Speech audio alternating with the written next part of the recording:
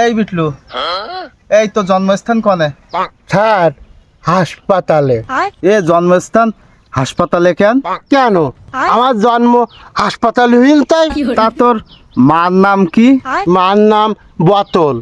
বোতল আবার নাম হয় না কারোর? ছোটবেলায় আমি ওই বোতল খেয়ে বড় হয়েছি, এই জন্যে বোতল। এই ও বাদ দে, তোরা বলতো এই কাফে এটা কি? কেন স্যার জল? তুই ভুল হতিছে, এতে অ্যাসিড।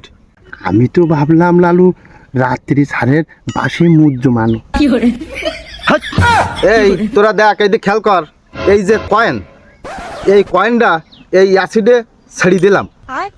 এই কয়েনটা কি গলি যাবে নাকি গলবে না? না, ও কোনো মতেই ও গলবে না, গোলার কথা না। ও impossible. Good good, brilliant student. তা তোরা এটা বুঝলি কি করি? জীবনেও গলবে না ও। আপনি যে কাপটি যদি গলতো তাহলে আমার পকেটে টাকা নিতেন, আপনি আপনারটা দিতেন না।